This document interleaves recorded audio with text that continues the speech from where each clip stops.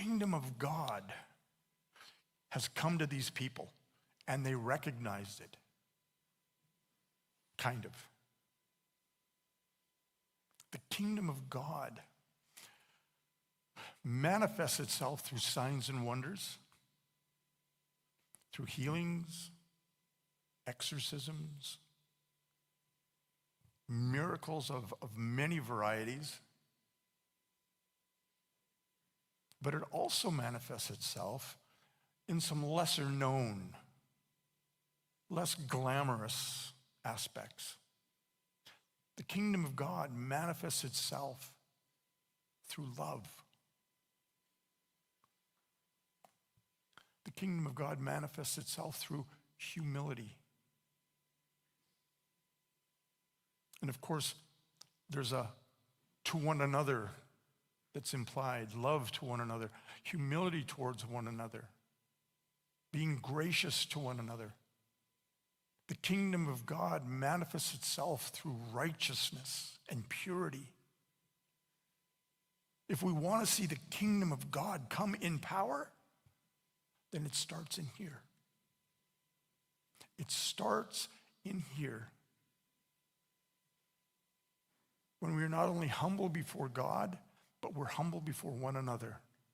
When we not only love God, we love one another. We're not only righteous before God, but we're righteous when no one else is looking. We're righteous in front of all the Gentiles.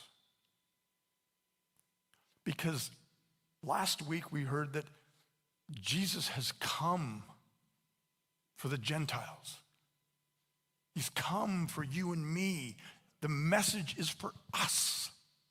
And that's that message of love and of grace and of humility.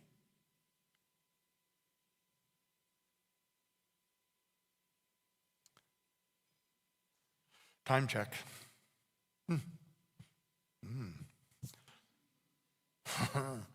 Okay. And then there's the blasphemy of the Holy Spirit. It is nowhere near as difficult as you think it might be. This passage, the context of which has to do with the Pharisees ascribing to Satan that which belonged to God. What does blasphemy mean? Blasphemy means to slander, to defame. And there it is. The Pharisees ascribed to Satan, to Beelzebul, that which was accomplished through the Holy Spirit. Because Jesus says, if I cast out demons by the Spirit of God, he was casting spirits out by the Spirit of God. And here he's saying, this is blasphemy. And there's no forgiveness. The blasphemy against the Holy Spirit. You can say what you want about the Son of Man. I'll forgive you, he says. Not against the Spirit of God. Okay. Now, we have time.